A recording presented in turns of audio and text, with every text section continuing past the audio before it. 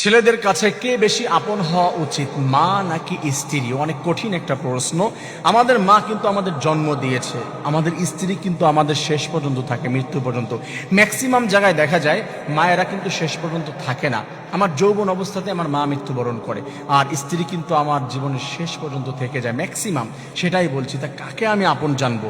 আমি আমার মাকে সব থেকে আপন বলবো, নাকি আমার ওয়াইফকে সব থেকে আমি আপন জানবো?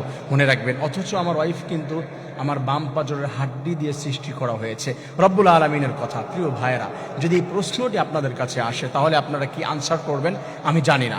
আল্লাহ তাআলা বলে দিয়েছেন, তোমার মা তার পায়ের নিচে তোমার জান্নাত রেখে দেওয়া হয়েছে, আর তোমার স্ত্রী সেটাও, তাকে যদি তুমি খুশি করতে না পারো, অধিকার পূরণ করতে না পারো, তুমি জাহান্নামী হয়ে যাবে। মায়েদের পায়ের নিচে আল্লাহ তাআলা জান্নাত রেখে দিয়েছে।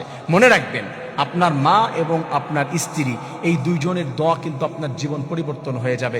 এই দুইজনের দোয়াই কিন্তু আল্লাহ তাআলা আপনাকে অনেক বড় করে দিবে, আপনার রিজিকের ভিতরে বরকত দান করে দিবে, চেঞ্জ হয়ে যাবে আপনার লাইফ। কিন্তু এই দুজনের কাকে আপনি কোথায় রাখবেন? হ্যাঁ, দুজন যদি এক জায়গায় হয়, বুঝতে হবে কোনো সময় মাও প্রায়োরিটি পেতে পারে, কোনো সময় হচ্ছে স্ত্রী প্রায়োরিটি পেতে পারে। হতে পারে এমন ক্ষেত্রে যে স্ত্রীকেই প্রায়োরিটি বেশি দিতে হবে, প্রাধান্য তাকে বেশি দিতে হবে। অনেকে মনে করতে পারেন যে কি কথা বলছেন আপনি, আবল তাবল, মাকে রেখে আমি আমার স্ত্রীকে প্রায়োরিটি দিব, তাকে প্রাধান্য দিব। 100% আপনার মা যদি আপনাকে ইসলাম থেকে বাহিরে যাওয়ার কোনো কথা বলে, আল্লাহ তাআলা বলছেন, ওয়াসাইনাল ইনসানা বিওয়ালিদাইহি হুসনা ওয়া ইন জাহাদাকা লিতুশরিকা বি মা লাইসা লাকা বিহি ইলমুন ফালা তুতি'হুমা। তোমার মা তোমার বাবা, তাদের সঙ্গে সৎ ব্যবহার করো, ইহসান করো।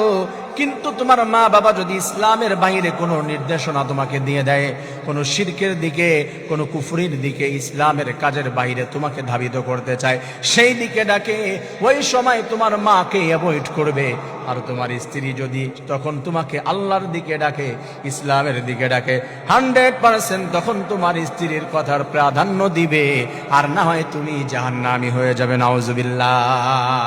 প্রিয় ভাই ও বোনেরা, মায়ের কথা বাদ দিয়ে স্ত্রীর কথাই আপনার মানতে হবে তখন, কারণ ইসলাম যেদিকে আমার সেই দিকে থাকতে হবে, কোরআন যেদিকে সেদিকে থাকতে হবে। আল্লাহ এবং রাসূল, আমার মা, আমার বাবা, আমার স্ত্রী, আমার সন্তান, কে কি বলেছে ডাজন্ট ম্যাটার, এইগুলো কোনো ভাবনার ভিতরেই নাই।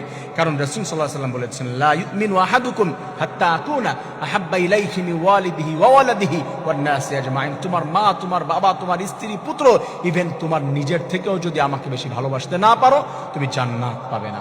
তা সেই রাসূলকে, সেই আল্লাহকে যে বেশি আমাকে ডাকছে, তার পথে রাখছে, সেই দিকে আমাকে ধাবিত করছে, সেই সময় মা হোক আর স্ত্রী হোক, আমার সেই দিকেই থাকতে হবে। তো বেসিকলি, মৌলিকভাবে মা এবং স্ত্রী যদি সমান সমান 50-50 হয়, তাহলে আপনার মায়ের দিকে আপনার বিচার নিতে হবে। আর যদি কোনো দিকে কম হয়ে যায়, কারো প্রতি জুলুম করা যাবে না। মনে রাখবেন, আল্লাহ কি বলেছেন, ওয়াল্লাহু লা ইয়াহদিল কওমাজ যালিমিন। আপনি আপনার মাকে খুশি করতে গিয়ে যদি আপনার স্ত্রীর প্রতি জুলুম করে ফেলেন, আপনার স্ত্রীর ব্যাপারে আপনার মা বলল তাকে ডিভোর্স দিয়ে দে, আপনার মা বলল তাকে মার দে, আমার দিকে এইভাবে তাকিয়েছে, এই কথা বলেছে, এই কথা শোনে নাই, আপনি মাকে খুশি করতে গিয়ে ওই সময় যদি স্ত্রীর প্রতি জুলুম করেন, মনে রাখবেন আপনি জাহান্নামী হয়ে যাবেন, নাউজুবিল্লাহ। এমনিতে স্বাভাবিকভাবে মাকেই প্রাধান্য বেশি দিবেন, কিন্তু আবার স্ত্রীকে জুলুম করা যাবে না। আল্লাহ তাআলা বুঝে এই দুইটি নারীর প্রতি আমরা সঠিক বিচার জন্য করতে পারি, আমরা যেন দুজনকে খুশি করতে পারি।